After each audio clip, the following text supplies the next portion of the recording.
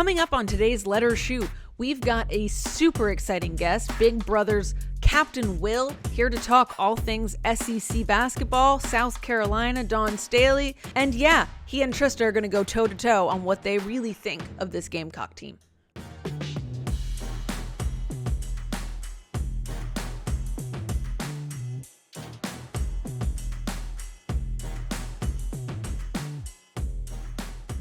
All right, Trista, we have a very special guest on our show today, and one I have been so excited to get on pretty much for the last 6 months. We have Captain Will, and some of our audience will know him from his Gamecock Talk show on the South Carolina Gamecocks. And you have a new SEC show. Where can they find that? It's called Ballin' with Captain Will. And I started it about 3 weeks ago, and it's covering all SEC women's basketball because I wanted to expand in terms of talking about all the teams, or at least the top tier teams, and that gave me the space to do so. So the top tier teams in the SEC, you mean? Top tier teams in the SEC. That's all. Which is the top tier teams altogether, in my opinion. Shut the fuck up, we go back. We have to give love to the Big Ten. You gotta get love to the Big Ten. Let me finish introing Will, and then we'll give him the background on our beef. So, Will, I discovered Will from Big Brother 27. I am a Big Brother super fan. I watched pretty much every season. Trista has never seen a single episode. Ooh. And so I think it was after the first episode, I said to her, there's a guy on Big Brother this season who is a South Carolina expert, and we've got to have him on the show. We do. I don't even care what happens from here on out, but we're so excited to have you. Finally, we're in the heat of the SEC season, and Trista and I have been beefing about this because she went to Oregon, I went to Alabama.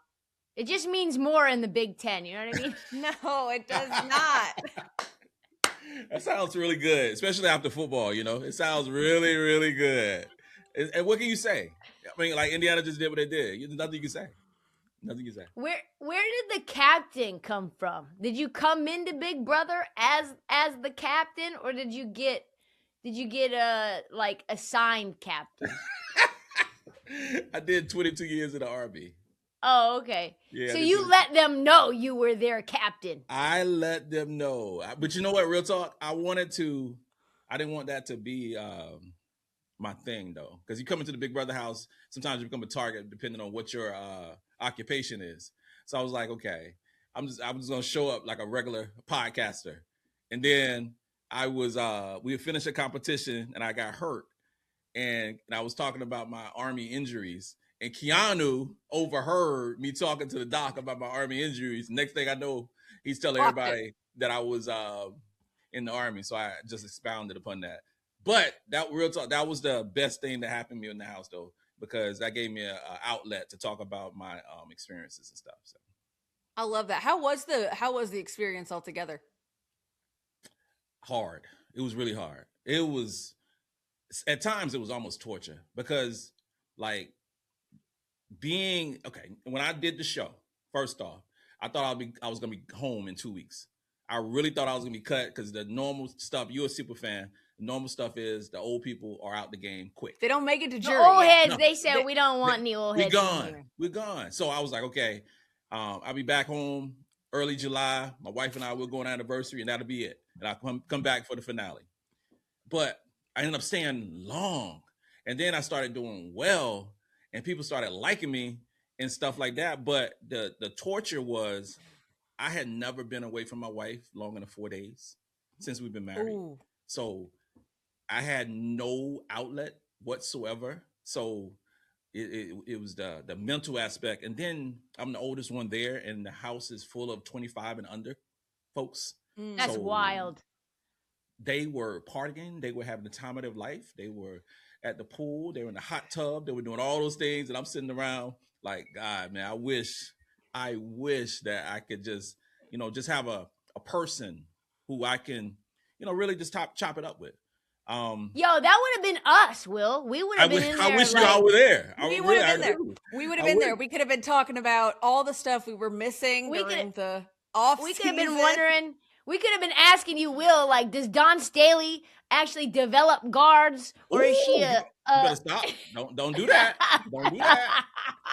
The you would have had me for itself. Don't do that. Don't do that. You would have been going behind closed doors in the back room, being like, "You got to get these let her shoot girls out of here.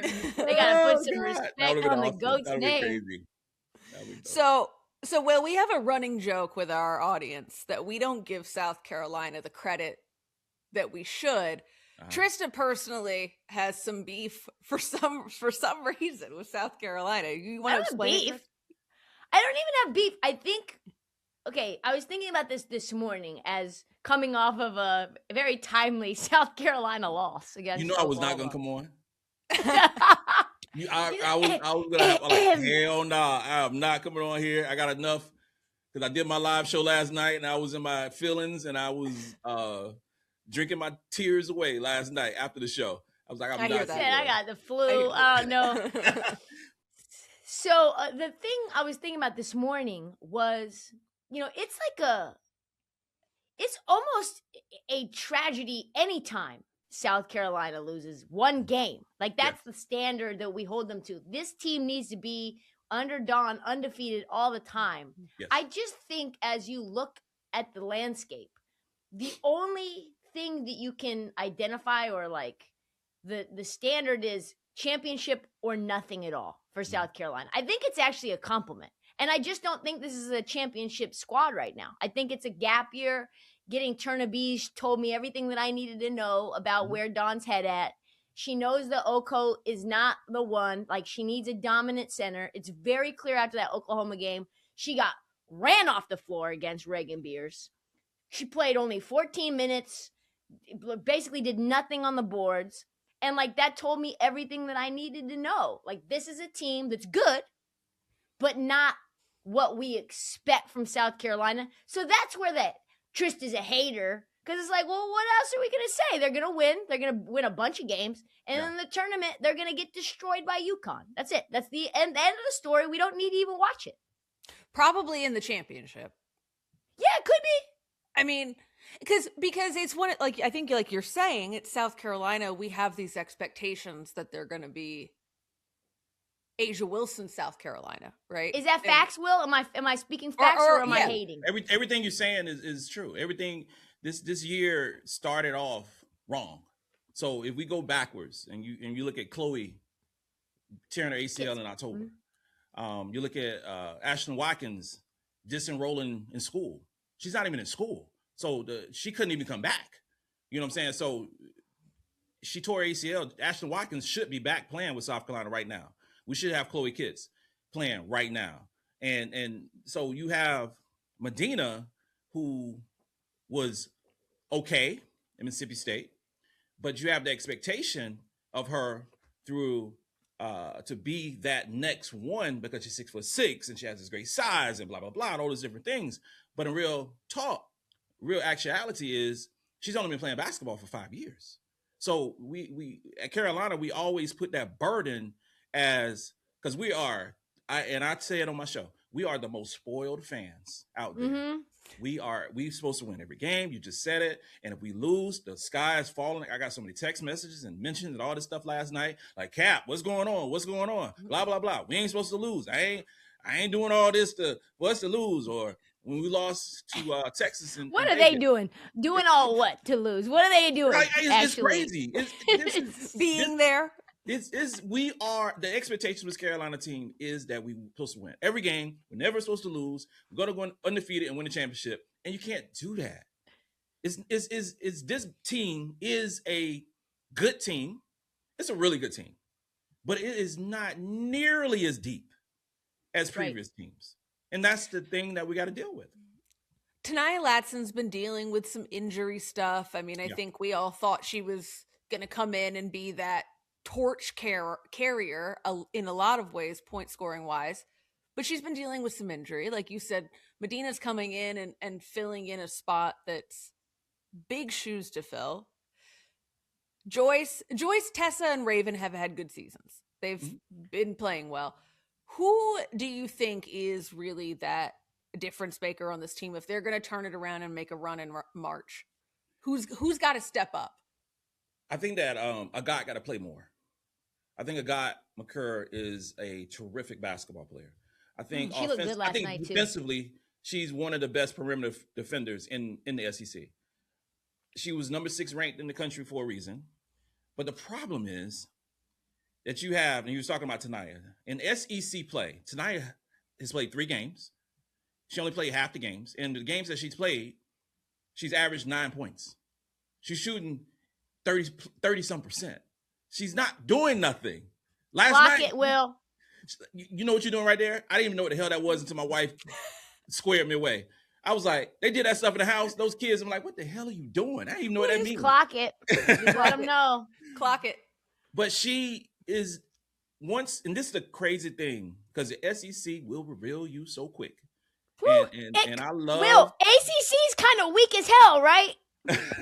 ACC is weak as hell, yeah. And Tanaya was eating up the ACC. She got to the SEC, and she's getting tore up. It is a different level. It's different. And she has to make those adjustments. It's not as easy. Non-conference, she was averaging 17 points. She was doing her work, and she's shooting over 50% from the field and shooting over 40% from 3. And we come to the SEC last night. I'm like, what is she doing? I was so disappointed in Tanaya last night. I was so disappointed. If she would have played good, we'd have won that basketball game. But she played horrible. And Medina, Lord Jesus, we talk about Medina. Woo! She got replaced by Adele 3 minutes into the game. It was a wrap. When I saw that, I was like, Reagan is going to do whatever she wants to do. She's so strong. She's a bully. Raven is a beast. And if she bullies you, you done. And that's what she did the whole game. And Aaliyah Chavez was, I think we all know Aaliyah Chavez is front runner or top 3 right now for freshman of the year. Yeah. And she balled out last night. She really did. Yeah. She went unconscious. Yeah. She literally went unconscious in overtime. She was in turbo mode and everybody else was playing slow. It was unbelievable. We were tired as hell. Let's be clear. You had Joyce playing 40 minutes. You had Raven playing 40 minutes. Yep. And Aaliyah just did whatever she wanted to do. And I was so, because this was our best game in SEC play. And she showed her ass. She really did. She played ball last night. And I've been watching for years and such, but she let the world know who she was. So, and let me ask you this about Aaliyah though, Will, because we saw her play against Kentucky, and even at points in this game, the thing that I feel like is her greatest Achilles heel is when Oklahoma's down, it's almost like she thinks she can shoot them back into the game. Yes. And so, there's almost like a panic there where we're down 6, we're down 7. I'm going to just pull up 3 seconds into the shot clock contested. Yes. And then you end up having long rebounds that turn into easy South Carolina transition buckets. Yeah. And now 4 turns into 8 or 10 like that. Yeah. And that, I think, is the thing that, when she's hitting, it looks like she's unconscious. But to be honest with you, a lot of those shots are ill-advised. Horrible shots. She takes so many horrible shots. This game could have been really flipped, because if she wouldn't have gotten hot like she did, she legitimately would have shot Oklahoma out of the game, and we'd have won the basketball game. She takes so many bad shots. And then when she plays on Sunday, I'm assuming they play on Sunday.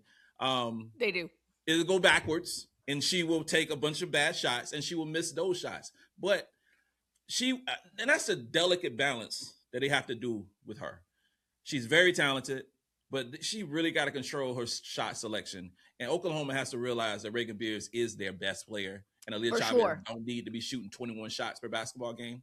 But last night, especially after Raven stopped covering her, and they had Tessa on her, she just did whatever she wanted to do.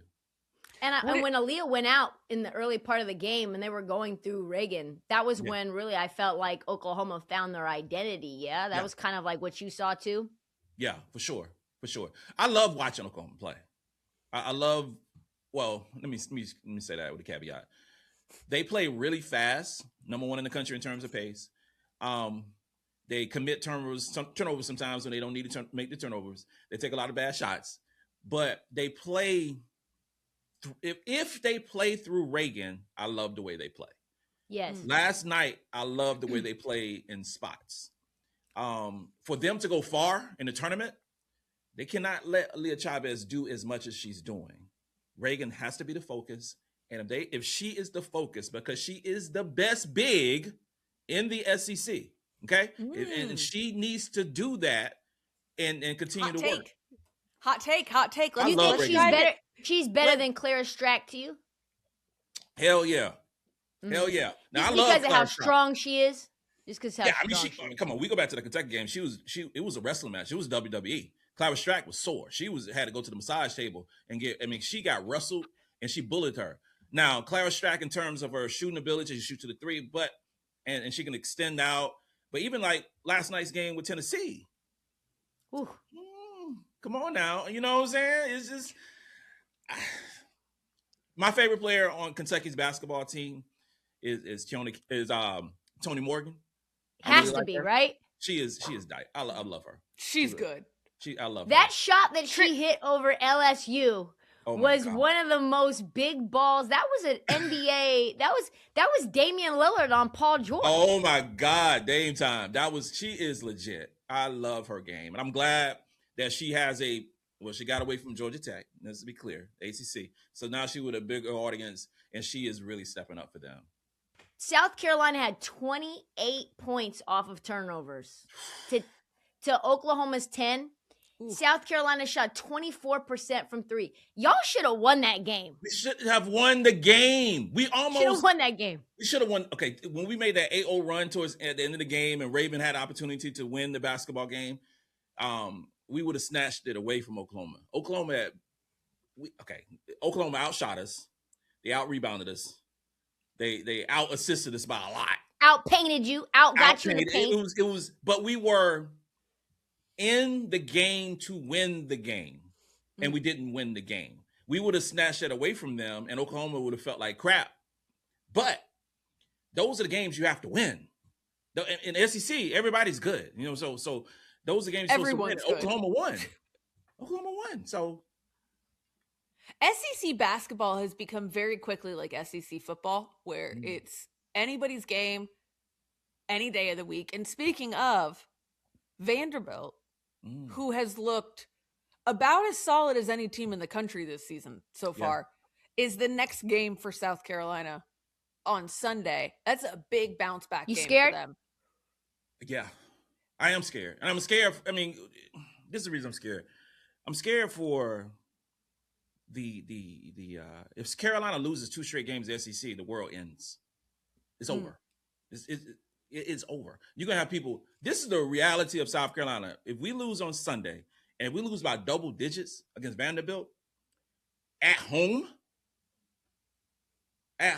people are going to be saying that Don Staley need to be fired. That's the ridiculousness of Carolina.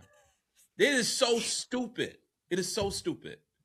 That's the way it is. Now, we are favored by, I think, 13, 14 points. Okay? We are supposed to win this game. But here's the problem. I don't know who starts at center. I have no idea. I don't know what Medina's going to give us. And if she comes in, will she be replaced at 3 minutes?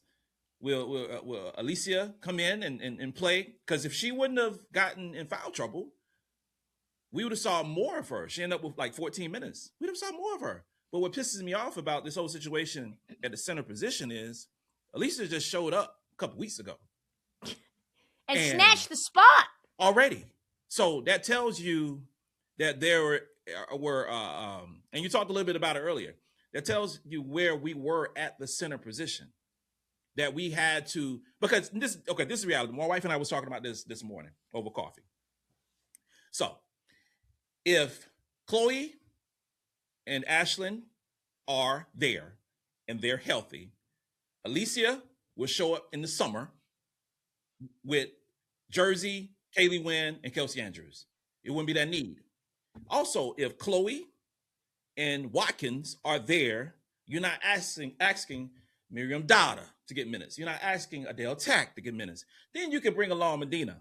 Medina was not ready for this spotlight. She isn't. And you put her in a situation that she's just not ready. She's 18, 19. Well, you talking about Alicia? Oh, Yes. yes. Yeah, but Medina. Medina. Sorry, yes, Medina's not ready though. No. People are mad at me, Will, because I said that the thing that will occur in the tournament is that Medina will either get eaten alive, especially defensively. You can bring her out and pick and roll. And not only can you cook her, she's not a rim protector. She doesn't block shots. So even if she recovers, gets back to the rim, 5'7" guards can still get easy lays against her because she just will not block shots. And she's kind of slow. And that's no shade. She's only been playing five years. Right. But South Carolina fans are like, she's got this amount of double-doubles. I don't give a fuck about a double-double, Will. What do I don't care about that at all. Can you defend? Oh, girl, you have no idea. Like, we're playing Coppin State on Sunday and watching the game, and they put Medina back in the game against Coppin State. She got cooked by a guard. I saw that defensive possession. I was watching that on Synergy. Shout out to Synergy. She got cooked by Coppin State. I was irritated that they were so intentional in getting her a double-double because she only had 8 points and she had 12 rebounds. So they went to her like 3 straight possessions. One of those was a 3-pointer and then a couple of jumpers. Like you just said, I don't care about double-doubles. That is a stat. If you are 6'6" and you're bigger than everybody, you are supposed to get a double-double. That is a fake stat to me. You're bigger than everybody else. What happens in SEC play, especially against the top level teams, if you are talented, you are going to get a double-double because you can rebound the basketball and you can score. What happens against a team like Oklahoma, you end up looking and you have 6 points and 3 rebounds. So you will be revealed. You will. And then Dawn couldn't play her last night. I was frustrated because she played down the stretch. And do not get me started about how they went to her multiple possessions in a row trying to get her to score. I was like, what are we doing? What are we doing? It was times that Tanaya just stopped. Tanaya wasn't going to shoot the ball. She was not going to shoot the ball no more. She was done. She was. I'm done with this game. It's a wrap. And Raven did what she can do. Tessa kind of fell off later. I was just frustrated. With the whole aspect of it. What do you think about? Are you going to ask the Raven question? Are you going to ask the Raven question? Yeah, I am.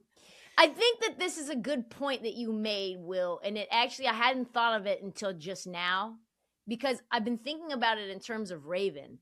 Mm-hmm. But it's clear that's happening with Medina as well. I feel like Dawn's superpower is also like a curse where she really wants to boost up the players that she has faith in and almost like to a fault, right? Okay. Like she goes to Medina, wants to get her a double-double. They want to feed Medina to try to like increase her confidence because clearly it's shot in this game. She really is like playing Raven last year over Milaysia because I think she wants to continue to like boost Raven's draft stock. And she talks about how Raven's a first-round talent at these podiums. Raven is not a first-round draft pick, period. I'm sorry. And I think like Dawn cares about her little chicks so much that she's not ruthless in the sense of like, I'm going to put the best players on the floor. I'm going to go to the players that are hot. And it doesn't really matter about their feelings. What do you think about that take? Is that a wrong take? Wrong about Raven, right about Medina. Raven is, okay, let me tell you this right here. Raven is the heart and soul of South Carolina. Raven's game, okay, if you look at analytically speaking for South Carolina, Raven is South Carolina's best player. Offensively, offensive rating, defensive rating. If you look at that stat, She's their best player. She's the most consistent player on this basketball team. She's shooting over 50. Shooting about 50% from the field. Shooting about her 3-point shooting has fell a little bit in SEC play, but she's the most consistent basketball player on this basketball team. A lot of people put a lot of stock in Joyce, saying Joyce is our best player because she's very skilled. Joyce is amazing. I've been watching Joyce for a long, long time now. But in terms of Raven is the leader of South Carolina. It's not a question. It's not a debate. She is the leader of that basketball team. Raven is one of the only players on this basketball team who truly has that dog mentality, that so-called it factor on this basketball team. That is one of the problems, I believe, on this basketball team, that sometimes, especially, and it's weird to me watching the team play at times because some of the players don't step up or shy away from the moment. Raven never shies away from the moment. She didn't shy away from the moment against Texas. That big mid-range shot to give them the win against Texas, that was big balls. That was huge. We have to have players that what irritates me sometimes with South Carolina is that the resume that we have sometimes doesn't produce the results that we want. With this team, we missed a lot last season. Missed a lot. I mean, because with Powell being gone and Bree being gone and Fagan being gone, Milaysia being gone, so when you want to, and Chloe being gone, so we got to mention that as well. Chloe is huge. Chloe's not being talked about enough. No. If Chloe was on this basketball team, and might be controversial, but if Chloe was on this basketball team, Chloe would be our best basketball player on this team. Chloe would. 1,000%. I don't know that's controversial. See, that's the thing. With Carolina fans, it is. We would find ways to diss Chloe. Oh, especially when she was younger. Oh, she need to gain weight. She's falling down. Oh, she's doing this. I remember that, yeah.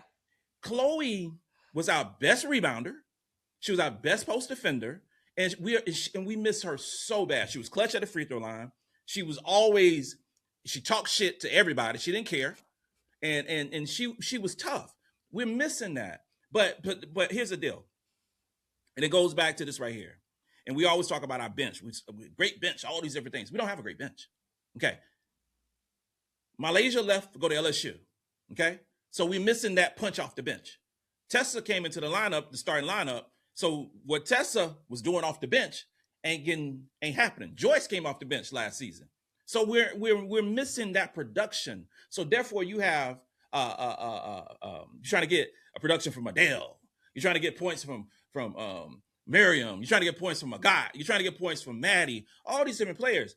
We are so top heavy, and that's why the injury bug is so scary for me. If Joyce thumbs her toe, if she's out for a week, we are done.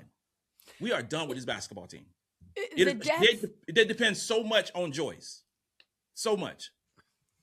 We've been ringing the bell on the South Carolina depth the whole season, and how like you just said, they're one injury away from just a 5-game skid. If they just the wrong injury at the wrong time for this team. We've got to move on though to LSU. A deep ass team, Will. You would die for that depth. Because you mentioned Milaysia. You mentioned Milaysia, who was probably arguably the biggest transfer noise in the offseason, going from South Carolina to LSU. A lot of chatter about whether that was the right move for her, the wrong move for her. She had 23 points last night in an absolute dog walk of a win over the Aggies. What was the final? It was 98-54. So she had a great night. She did. Is this the better fit for her? Is LSU the better fit for her than South Carolina was? No. I'm not. Lay, I've been watching Lay since she's been in the 8th grade. Okay. Lay is a South Carolina girl. She's a hometown girl. She is, she's been talked about in the barbershops, and we talking now. That's when I had hair. She's been talked about in the barbershops for so long, and it really crushed the fan base when she transferred out. Now I ain't gonna talk about the background. I'm not gonna say what happened. I ain't gonna do none of those things. I will say this right here. No tea spilling. We can't get I'm even not doing like that today. All right. I'm not doing that today. What I will say this right here is, she had a great game last night against A&M. And A&M sucked. Okay, let's be clear. If Lay plays average competition or inferior competition, she looks like the number 1 overall draft pick. It's what happens when she plays against that great competition. Lay, watching her SEC play prior to last night's game, Lay is still basically the same player. She's explosive. She gets to the cup anytime she wants to. She still can't shoot threes. And although last night she shot 3 for 6, that's the first time that she's made a 3 in SEC play was last night. Wow. I still see the constraints because Moki is still trying to make her into a point guard. There is no universe where Milaysia Flau'jae is ever going to be a point guard. Lay is the most explosive 2 guard in the country. If she's given that, Moki's trying to do it. Don tried to do it as well in spots, and it was a lot of friction because you're trying to cage. Right? Oh, she's a tiger now, so you're trying to cage that tiger in. It is so difficult. The problem, because Lay went off. Flau'jae did not. No. Mikaylah did not. I think that's the problem with LSU is when one player, because I believe Mikaylah Williams is the best basketball player. I believe Mikaylah Williams is the best basketball player on that basketball team. I think Flau'jae gets all the buzz, but I believe that Mikaylah is the best player. If Mikaylah is watching Flau'jae and Milaysia, I don't think that is great for LSU. I think that and then Jada Rashard. Let's be clear. Jada Rashard is a beast. She is nice. Okay. So, but back to Lay. I'm not seeing the growth. I'm really not seeing the growth in her game. I'm seeing basically the same player, and it still frustrates me with Lay because she'll get the crazy, amazing play, the highlight play, and then she'll commit a turnover because she's sloppy with the ball. Yeah, she still has the highest turnover average on the team. Yeah, I mean, that's always been the criticism. That's always been the case. Always. She's always trying to do too much. It's like the game is too easy for her. And so it's like, let me just do the hardest thing. Yeah. And try to go behind my back and through my legs in between 2 players to split the defense. Yes. And then one arm pass cross court. And it's like, Lay, you just lost the ball, baby. Yeah. They're going the other way. And you're looking around like, what happened? Exactly. It's crazy to me. It's so crazy because she's so talented. You're right. It's so easy. She's so effortless. She's always when she's on the court, she's the most athletic player on the court. And it's so frustrating. And she hasn't learned how to do the easy play yet. I want to do the most outstanding highlight, trending play. And that's why Mikaylah is the best player, is because Mikaylah doesn't care how it looks. Solid. No, she's solid. She is just giving you deadly buckets. It looks very simple. She makes the simple repeatable, and that's how I think she kills you. Is it's just very locked in, almost robotic. She can do the splashy play. Yeah, she can do the splashy play like she did with that buzzer beater 3 step back. Yes, but she rarely does it. Just gets to the mid range, gets to the cup, draws fouls, makes the right play, and she's gonna be a really good pro. What do you think the ceiling is for LSU? Because we've seen what their highs are. We've seen some of their lows, which is just letting fourth quarter leads drain away. Yeah. Where are you at with LSU right now? I think LSU can be in the Elite 8. I think if Kate Koval plays the way that a top 10 recruit's supposed to play in a second year, I think that she could be that'd be great for them. Being that she's 6'5". I really like Grace Knox. Woo, she's nasty. She is. Grace Knox reminds me of Ashlyn Watkins to a certain degree. She's a little smaller. They would have the same number. They have the hair the same, and the game is real kind of similar. Rebounding, toughness. She takes the charges. I really like her, and there's a reason why she was a top 6 recruit. The only Achilles heel, so to speak, with LSU is their post. That is the only thing. I think they're kind of small. With Joyner being 6'1", 6'2", and Knox being 6'2", and that's why I to play, because if LSU played UCLA, I mean, what's going to happen with that with Lauren Betts? Guard wise, they've got no answer. They've got no answer. No answer. What do they? Yeah. What would they do against Sarah Strong? Well, I mean, that's a whole different level because Sarah Strong is no one's doing anything with no one's even looking at Sarah Strong. Nobody is beating UConn this year. UConn is so much better than everybody else. All right. Come on, see? At least South Carolina chat. Listen to this man. I'm not a hater. I'm speaking truth. This is a South Carolina super fan telling you what I've been telling y'all all season long about Oko, Medina, about the depth, about the center play, about it being a gap year, just in general about UConn. Thank you, Will. Thank you. See, they act like I'm hating. If you take out the feeling, and I have, obviously I love my Gamecocks, but South Carolina we cannot beat UConn. That is a fact. But here's the thing: nobody can beat UConn. Michigan came close. Michigan came close, and that was. And if you watch that game, they were up 22-6 on Michigan and just literally played with their food. What is the spread, Will? What is Vegas setting the line? Be honest now. If we play on a neutral in March or April between South Carolina and UConn, I'll give you guys some growth. What is the spread? I would say that UConn would be favored by 15? 12 to 15 points. Yeah. 12 to 15 points. I would say they would be favored. And this is the deal. It could be more. It really could be more. And I say it could be more because over the next 10 games, we're going to learn so much about this Carolina basketball team. We're going to learn if this is a basketball team that is going to lose 4 games or 5 games. This basketball team is going to lose 7 games. Because this could be it could. We are in a situation right now that Carolina is vulnerable. And I think this team, if we don't play well and we don't smack Vanderbilt in the face on Sunday, this could be a team that could be a little fractured, and I'm nervous about that.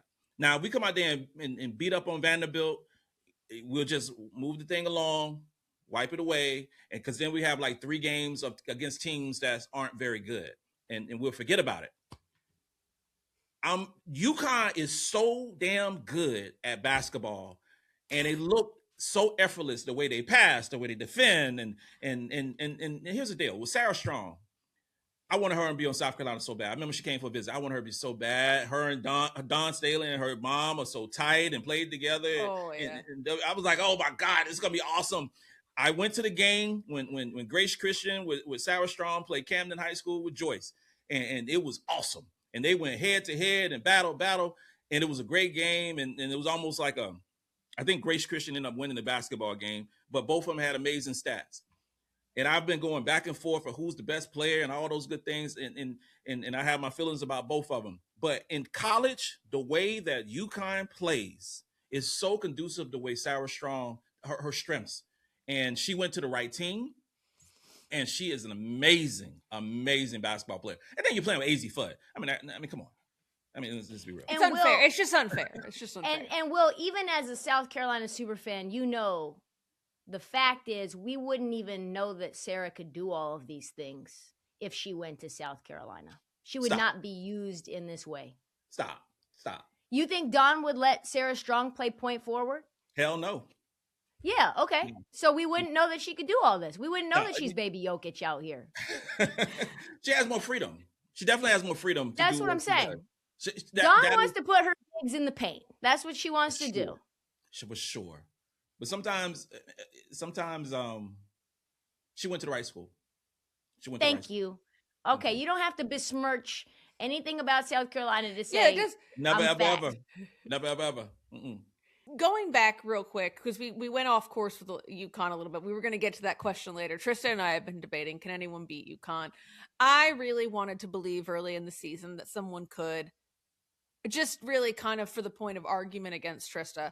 But I'm starting to see, the more we watch those players, Sarah Strong, and even the ones that are coming off the bench right now with Kaylee Heckle, and they're just, their depth is just, Sarah Williams, even though we've said like hasn't had the year we thought she was going to have, is still performing. So, I mean, it's just kind of one of those teams. You don't really see anywhere on their schedule that there's a loss coming up. But I want to go back real quick to the SEC, because we've talked about the SEC is just a meat grinder right now in terms of the schedule. There's so many teams: Texas, Oklahoma, Vanderbilt, Kentucky, LSU. Who besides South Carolina do you think is going to make the deepest run and give? I mean, like we said, it's probably not going to give UConn a run for their money, but could at least make that appearance. I would say Texas. I would say Texas, and part of that is because of Madison Booker.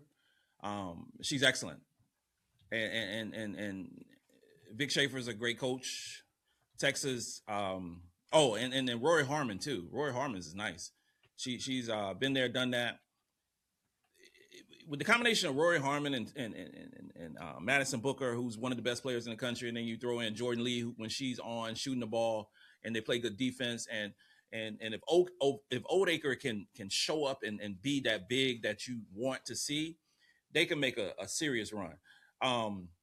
She's dominant at times, and other times she's not so dominant. You had when she played us, I mean, it was a stalemate between her and Adele Tack.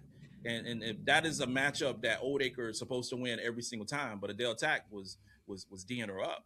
I think they would probably be the one. I think LSU would probably be the wild card, so to speak, because of their guard wild play.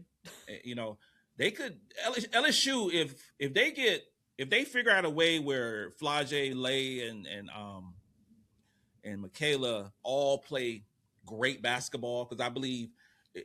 That's the problem. I think maybe that's the problem that they have, because I'm not talking about Jada Richard, and Jada's averaging about 30 minutes in the SEC play, so she's going to play a lot, and she's kind of the most. Mikaylah is the best player. Jada is the most steady player, so to speak. Lay is the highlight, and then Flau'jae is somewhere in the middle. But you got four guards trying to play three positions, so to speak. And then you could say Zakiya Johnson, who was a guard in high school as well, but they got to play in the 4 position, which is ridiculous in so many aspects. Same thing to Will a little bit with Grace Knox, like putting her as a 4. Grace Knox at the Nike Hoop Summit was playing guard. Yes. It's that is a big guard. I mean, 6'2". Yeah, she can handle the rock too. Grace is good. She's could be so good. Really good. She could be really good. I am really high on Grace Knox this season. She really was excellent like her last night. Yeah. Excellent. Yeah, 19 points. Yeah. What do you think about Kentucky? Because they dropped 2 straight. Yeah. And they lost to Tennessee, only putting up 60. And I don't think Tennessee's very good. Yeah, and Tennessee, they're fun and good when they're turning you over and they're shooting. Like, they're very, very much like live by the 3, die by the 3, and they were hitting them. They lose to Mississippi State. They almost lose to Florida. And like, they rank 5th in the country in turnovers per game, only 11 per game, and they had 10 in the first half and 11 in the second. Wow. That was 21 points off of turnovers. That feels like that was the game right there. Where are you at with Kentucky? Because I feel like they're kind of an up and down. I'm not like, when they're good. And when they're bad, they're like, ooh. I think they're missing Tiona Key so bad. I didn't believe that she was that much of a factor with a basketball team, but with a player who can also rebound, who can score, who's got good size, and you got Clara Strack, who's sometimes getting bullied by some of the post players, and she would help out with that. And again, like Tennessee puts so much pressure on them, and that's what Tennessee does. And Tennessee, I don't like watching Tennessee play. They play all over the place. They commit turnovers. They shoot.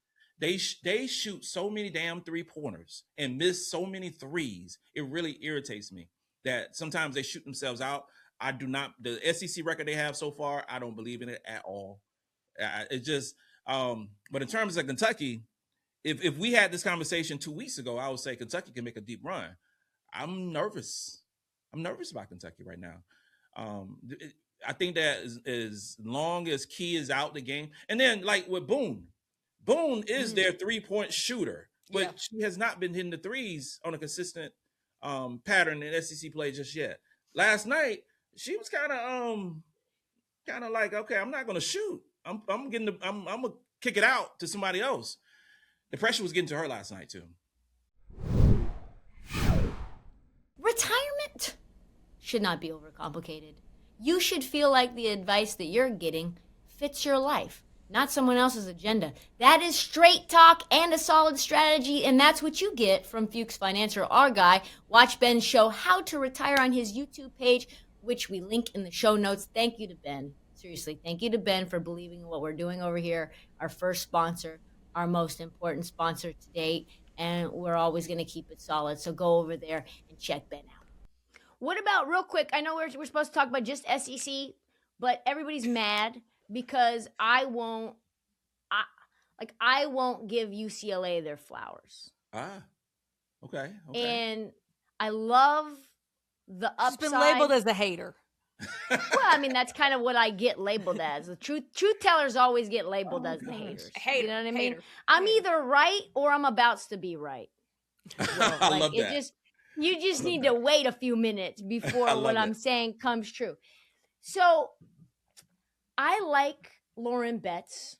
I think the thing for me about her is that she can get in her head a little bit.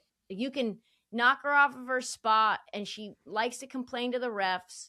And so mentally, I think like you can take her out of her game a little bit. And I really like Gabriela Jaquez.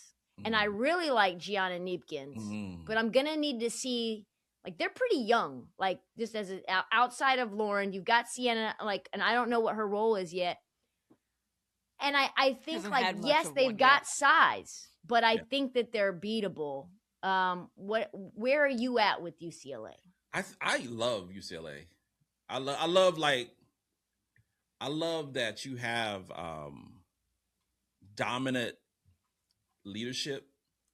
I love that you can roll out, Lauren Betts and her size, and she actually plays like a big supposed to play.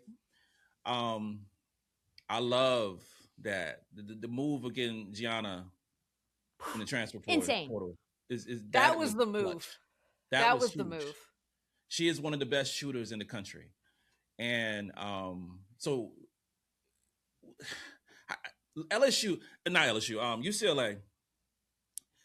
UCLA can make a deep run again. Okay. It's just a matter of them like putting it together, so to speak. Like, okay, we're going to play, 40 minutes of real good basketball against really good competition. I think their size could give UConn a couple of problems, maybe. It didn't last year. But I believe that I don't know why you hate on UCLA. They have a terrific basketball team. I don't hate on them. I just think, like,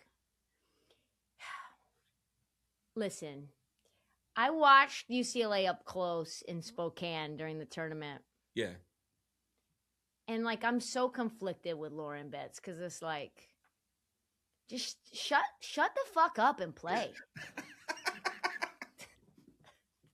I call her Lauren Betch. Like, she plays like a girl from the Valley. And I want her to play like a girl with a little grit to her. You know what I mean? Just like, just body them. Just they're smaller than you. Stop complaining.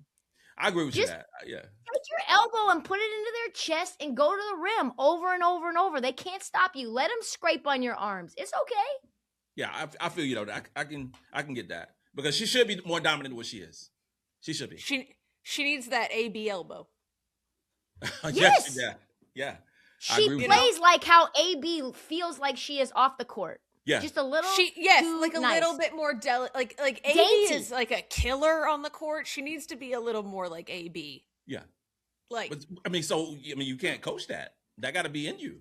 You got to be, yeah. That's the suburbs, Will. That's what happens when you're from the suburbs. Yeah, that's it. That's not coachable. Is it either Grace Knox? Yo, if she had the heart of a Grace Knox, we win a whole different conversation.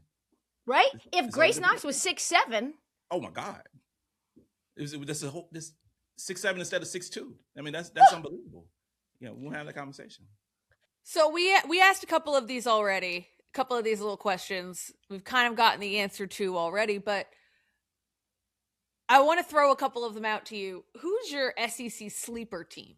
We've talked a little bit about the ones that can make a run, but there's a couple of these outliers that have pulled off that are capable of an upset.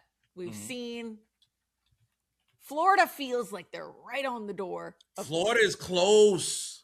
Florida is really close. They've lost a lot of close games that could have went either way. They are like, Florida's one to watch. I'm telling you. I'm afraid of them. They're going to pull. I feel one big upset coming out of them. I wouldn't be surprised at all. They are in so many basketball games. They need, if they get a couple of players out of the transfer portal, Florida going to be something to deal with next year. Florida, they're close. Yeah, I would say they're a sleeper team. They could get on a if they learn how. Well, see, this is the deal too with Florida. How about this right here? Kylie Kitts transferring out to Ohio State. If she was with Florida right now, we might be talking about a different Florida basketball team. You know. Oh yeah. So that would have been huge for them. They are knocking on the door, and it's just a matter if they get the invitation to come in. What freshman has impressed you the most so far this season? Oh my God, Maya Paldo. She is nice. There we go. She is nice. I love that girl. I love her. I do. Well, go ahead, Trista. Go. Would you? What were you gonna say? I mean, it's Quinones. Like, come on. It's Quinones because she's just buried on that team. Yeah. She's just buried. Oh, buried. She is buried for sure. That is true. I like Grace Knox. You want to talk about, I like Grace Knox too. Also, who we are not like talking nearly enough about is our girl from Vanderbilt, Aubrey Galvin. Oh, I want to say she had. Oh, she's nice. I want to say she had 15 points and 10 assists, 5 rebounds. She's nice. Comfortable herself. Chicago girl, not scared of anything. She's opening the floor up for Mikaylah Blakes a lot. Oh yeah. I think we're not talking nearly enough. I mean, there's only 2 undefeated teams left in the country, and Aubrey Galvin is a reason that Vanderbilt is one of them. So that's what I think. For sure, she's a really good player, and she's only going to get better. And I think she plays in a great system with Vanderbilt, and she's tough. But again, we're talking about heart, and she has a lot of heart. She does. She does. You want to do the jury, Sarah? Yeah, I do. Yeah. So, Will, I wanted to ask you a couple fun questions for us. Big Brother related questions. Big Brother related questions. I want to know if you think that the following players or coaches have the makeup to make it to the jury. Okay. Talk to me. And then tell me what kind of player you think that they would be in the house. Okay. Let's start with Asia Wilson. Could she make it? Could Asia Wilson make it to jury? I think if Asia, okay, yes, and I say Asia because of her personality in the house. She would be a person that people would gather around, and she's around that same age of most of the house guests. So then that's a big thing too, trying to fit in.